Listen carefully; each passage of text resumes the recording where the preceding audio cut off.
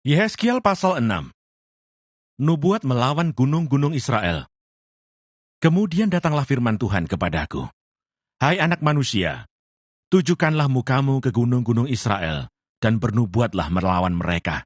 Katakanlah, hai gunung-gunung Israel, dengarkanlah firman Tuhan Allah. Beginilah firman Tuhan Allah kepada gunung-gunung dan bukit-bukit, kepada alur-alur sungai dan lembah-lembah. Sungguh, aku akan mendatangkan perang atasmu, dan aku akan membinasakan bukit-bukit pengorbananmu. Mesbah-mesbahmu akan menjadi sunyi sepi, dan pedupaan-pedupaanmu akan dirusak, dan aku akan merebahkan orang-orangmu yang terbunuh di hadapan berhala-berhalamu. Aku akan mencampakkan mayat-mayat orang Israel di hadapan berhala-berhala mereka, dan menghamburkan tulang-tulangmu keliling mesbah-mesbahmu. Di mana saja kamu diam, kota-kotamu akan menjadi reruntuhan, dan bukit-bukit pengorbananmu akan menjadi sunyi sepi, supaya mesbah-mesbahmu dihancurkan dan ditinggalkan sunyi sepi. Berhala-berhalamu diremukkan dan ditiadakan, pedupaan-pedupaanmu diluluhkan, dan buatan-buatan tanganmu dihapuskan. Dan orang-orangmu yang terbunuh akan berebahan di tengah-tengahmu, dan kamu akan mengetahui bahwa akulah Tuhan. Tetapi sebagian, yaitu yang terluput dari pedang, akan kutinggalkan hidup di antara bangsa-bangsa. Bila mana kamu dihamburkan ke negeri-negeri itu, di sana di tengah-tengah bangsa-bangsa, kemana mereka dibawa tertawan, orang-orang yang terluput dari antara kamu akan mengingat kepadaku. Tatkala aku mengembalikan hati mereka yang berzina itu, yang sudah menjauh daripadaku, dan mengalihkan mata mereka, yang selalu berzina dengan mengikuti berhala-berhala mereka, maka mereka sendiri akan merasa mual melihat kejahatan yang mereka lakukan, dan melihat segala perbuatan mereka yang keji. Dan mereka akan mengetahui bahwa akulah Tuhan dan bukan cakap angin, kalau aku berfirman hendak menjatuhkan malapetaka ini atas mereka. Beginilah firman Tuhan Allah, bertepuklah dan entakkanlah kakimu ke tanah, dan serukanlah, awas, oleh sebab segala perbuatan kaum Israel yang keji dan jahat, mereka akan rebah mati karena pedang, kelaparan dan penyakit sampar. Yang jauh akan mati karena sampar, yang dekat akan rebah karena pedang, dan yang terluput serta terpelihara akan mati karena kelaparan. Demikianlah aku akan melampiaskan amarahku kepada mereka, dan kamu akan mengetahui bahwa akulah Tuhan. Tatkala orang-orang mereka yang terbunuh berebahan di tengah-tengah berhala-berhala mereka, keliling mesbah-mesbahnya, di atas setiap bukit yang tinggi, dan di atas semua puncak-puncak gunung, di bawah setiap pohon yang rimbun, dan setiap pohon keramat, yang penuh cabang-cabang, di tempat mana mereka membawa kurban persembahan yang harum bagi semua berhala-berhala mereka. Aku akan mengacungkan tanganku melawan mereka dan tanahnya.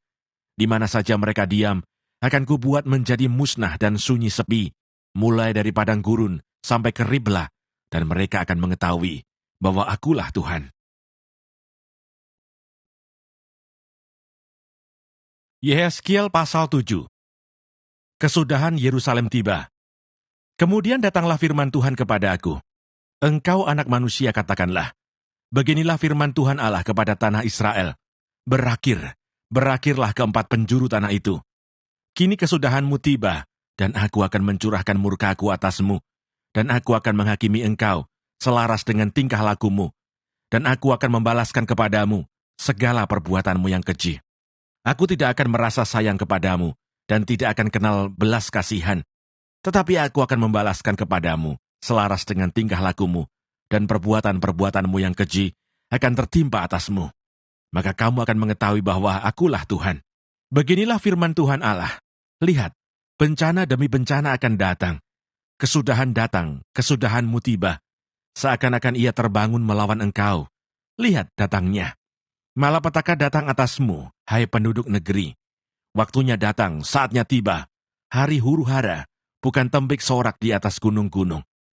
Sekarang dengan segera, aku akan mencurahkan amarahku atasmu, dan melampiaskan murkaku kepadamu.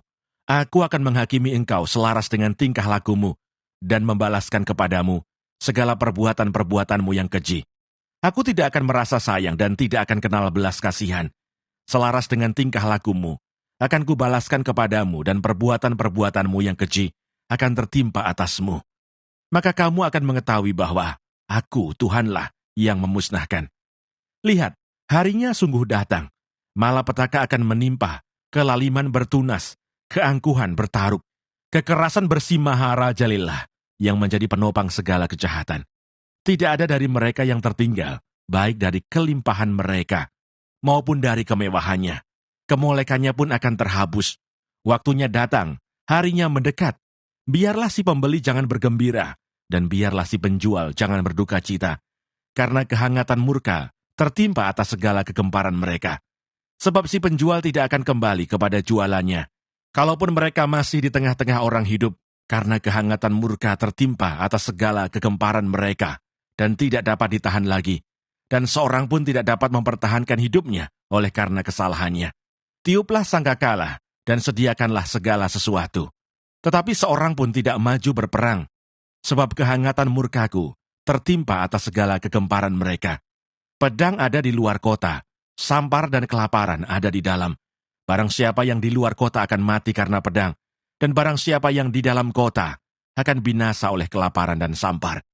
Dan kalaupun ada yang terluput dari antara mereka, mereka akan tinggal di gunung-gunung, seperti burung perkutut di lembah-lembah. Semuanya mengerang, masing-masing karena kesalahannya sendiri. Semua tangan terkulai, dan semua orang terkencing ketakutan. Mereka akan mengenakan kain kabung, kekejutan akan meliputi mereka.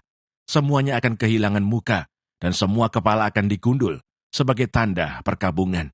Perak mereka akan dicampakkan keluar, dan emas mereka akan dianggap cemar. Emas dan peraknya tidak akan dapat menyelamatkan mereka pada hari kemurkaan Tuhan. Mereka tidak akan kenyang karenanya, dan perut mereka tidak akan terisi dengannya. Sebab hal itu menjadi batu sandungan yang menjatuhkan mereka ke dalam kesalahan. Mereka menghiasi dirinya dengan emas dan peraknya, dan kepermaian perhiasan ini membawa mereka dalam kecongkakan. Dari emas dan perak itu, mereka membuat patung-patungnya yang keji dan dewa-dewanya yang menjijikkan. Oleh sebab itu aku akan menjadikan emas dan peraknya cemar bagi mereka. Aku akan menyerahkannya menjadi rampasan di tangan orang-orang asing dan menjadi jarahan bagi orang-orang fasik di bumi ini, dan mereka ini akan menajiskannya. Aku akan memalingkan wajahku daripada mereka, dan perampok-perampok akan menajiskan rumahku yang berharga. Mereka akan masuk ke dalamnya dan menajiskannya, serta memusnahkannya. Sebab negeri itu penuh hutang darah, dan kota itu penuh kekerasan. Aku akan membiarkan datang bangsa-bangsa yang paling kejam, dan bangsa-bangsa ini akan mengambil rumah-rumah mereka menjadi miliknya. Aku akan mengakhiri kecongkakan mereka yang ditimbulkan kekuatan mereka itu, dan tempat-tempat kudus mereka akan dinajiskan. Ketakutan datang, dan mereka mencari keselamatan. Tetapi tidak ada. Bencana demi bencana akan datang, kabar demi kabar akan tersiar. Mereka akan menginginkan suatu penglihatan dari nabi, pengajaran hilang lenyap dari imam, dan nasihat dari tua-tua.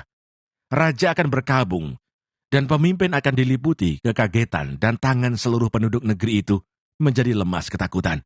Aku akan perbuat terhadap mereka selaras dengan tingkah lakunya, dan aku akan menghakimi mereka selaras dengan cara mereka menghakimi. Dan mereka akan mengetahui bahwa akulah Tuhan. Yehezkiel pasal 8. Berhala kekejian yang ada di dalam bait Allah. Pada tahun ke-6 dalam bulan yang ke-6, pada tanggal 5 bulan itu, waktu aku duduk di rumahku, berhadap-hadapan dengan para tua-tua Yehuda, kekuasaan Tuhan Allah meliputi aku di sana, dan aku menerima penglihatan. Sungguh, ada kelihatan yang menyerupai seorang laki-laki. Dari yang menyerupai pinggangnya sampai ke bawah, kelihatan seperti api, dan dari pinggangnya ke atas, kelihatan seperti cahaya, seperti suasa mengkilat. Dia mengulurkan sesuatu yang berbentuk tangan, dan dipegangnya jambul kepalaku. Lalu roh itu mengangkat aku ke antara langit dan bumi, dan membawa aku dalam penglihatan-penglihatan ilahi ke Yerusalem, dekat pintu gerbang pelataran dalam yang menghadap ke utara, di mana terdapat berhala cemburuan yang menimbulkan cemburu itu.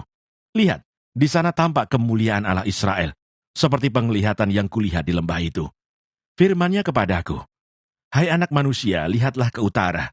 Aku melihat ke utara, sungguh, di sebelah utara gerbang mezbah, dekat jalan masuk, terdapat berhala cemburuan tadi. Firman-Nya kepadaku, "Hai anak manusia, kau lihat ke apa yang mereka perbuat, yaitu perbuatan-perbuatan kekejian yang besar-besar, yang dilakukan oleh kaum Israel di sini, sehingga aku harus menjauhkan diri dari tempat kudusku. Engkau masih akan melihat perbuatan-perbuatan kekejian yang lebih besar lagi. Dan dibawanya aku ke pintu pelataran. Aku melihat, sungguh, ada sebuah lobang di dalam temboknya. Firman-Nya kepadaku, "Hai anak manusia, perbesarlah lobang yang di tembok itu." Sesudah aku memperbesar lobang itu, lihat, ada sebuah pintu. Firman-Nya kepadaku, "Masuklah dan lihatlah perbuatan-perbuatan kekejian yang jahat yang mereka lakukan di sini." Lalu aku masuk dan melihat, sungguh, segala gambar-gambar binatang melata, dan binatang-binatang lain yang menjijikkan, dan segala berhala-berhala kaum Israel terukir pada tembok sekelilingnya. Dan di hadapannya berdiri 70 orang tua-tua kaum Israel, dengan Yaasanya bin Safan di tengah-tengah mereka. Dan masing-masing memegang bokor ukupannya di tangannya. Dan keharuman dari asap ukupan itu naik ke atas. Firman-Nya kepadaku, "Kau lihatkah, hai anak manusia, apa yang dilakukan oleh tua-tua kaum Israel di dalam kegelapan? Masing-masing di dalam kamar tempat ukiran-ukiran mereka, sebab mereka berkata, 'Tuhan tidak melihat kita, Tuhan sudah meninggalkan tanah ini.' Ditambahkannya lagi, engkau masih akan melihat perbuatan-perbuatan kekejian yang lebih besar lagi yang mereka lakukan." Lalu dibawanya aku dekat pintu gerbang rumah Tuhan yang di sebelah utara. Sungguh, di sana ada perempuan-perempuan yang menangisi Dewa Tamus. Firman-Nya kepadaku, "Hai anak manusia, kau lihatkah apa yang mereka perbuat? Engkau masih akan melihat perbuatan-perbuatan kekejian yang lebih besar lagi daripada ini." Kemudian dibawanya aku ke pelataran dalam rumah Tuhan. Sungguh, dekat jalan masuk ke bait Tuhan, di antara balai, bait suci, dan mezbah, ada kira-kira 25 orang laki-laki yang membelakangi bait Tuhan dan menghadap ke sebelah timur, sambil sujud pada matahari di sebelah timur. Lalu firman-Nya kepadaku, "Kau lihatkah itu, hai anak manusia? Perkara kecilkah itu bagi kaum Yehuda untuk melakukan perbuatan-perbuatan kekejian yang mereka lakukan di sini? Bahwa mereka memenuhi tanah ini dengan kekerasan dan dengan terus menyakiti hatiku. Sungguh mereka berkelakuan tak senonoh di hadapanku. Oleh karena itu aku akan membalas di dalam kemurkaanku. Aku tidak akan merasa sayang dan tidak akan kenal belas kasihan. Dan kalaupun mereka berseru-seru kepadaku dengan suara yang nyaring, aku tidak akan mendengarkan mereka.